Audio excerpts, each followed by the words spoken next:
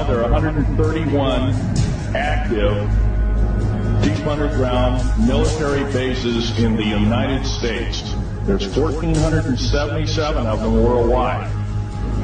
Each one has an average cost of $17 to $19 billion. Each one is built in the site it used to be, it'd take a year to 2 years to build each one, and now they're capable of building a couple of them a year with sophisticated methods. My colleague, Al Bielik, has actually been on some of the high-speed railways, the magneto-leviton trains that connect all the deep underground military bases within the United States. He's been on a Mach 2 train and floats off a single rail at a 3/4 of an inch off the rail, and is what you call high-tech. We have nothing like this on the surface. Groom Lake is where the infamous Area 51, S4, S2, a CIA base, it was originally a bombing range, a nuclear test site. It was later become the most secret base in the United States. It employs over 18,000 workers who work in shifts at 12 hours at a whack. Most of them work in the cover of darkness, like us. We built out 9 underground military bases there, each with an average capacity capable of basically a city underground, roughly 4¼ cubic miles hollowed out underground. They have boring machines, for instance. They don't bore, they literally vitrify and melt the rock, deflagrate the rock. It's a very sophisticated laser melting and deflagrating system. Reduce the rock to a powder and then melts the remaining rock as a coating on the inside of the base, so you don't have to use gunite, cements, and other kinds of things like that. That's all old hat now.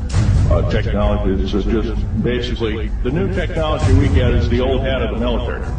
Anyway, after we drilled all 4 holes, it was about 2 days to drill all 4 of them. And when you build an underground base, you drill 4 basic holes, and you build called stopes or cross-member holes across, and you use blasting equipment and special blasting equipment by the analyzation of the rock formation, and you literally blast out or tunnel out or deflagrate or melt rock out to build the large rooms that are required for this underground base. I was involved in building another base inside of Dulce, New Mexico, which is Los Alamos Laboratory. It's a biological laboratory. On the southwest part of the Archuleta Mesa, we built an underground facility, a better part of 3 cubic miles hollowed out underground.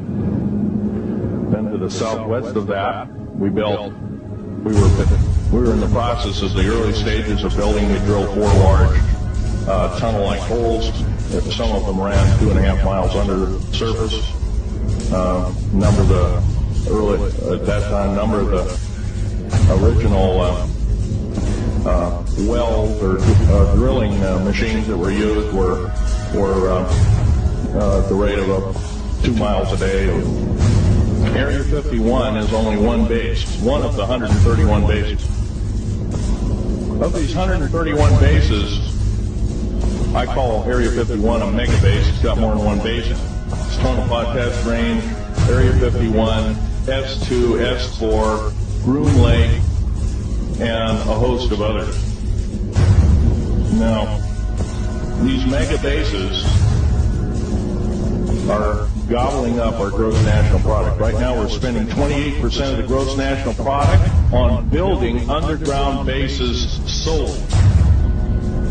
That doesn't count for the defense budget. That doesn't count for the spare parts budget. It doesn't count for any of that at all. And the black budget is dead wrong.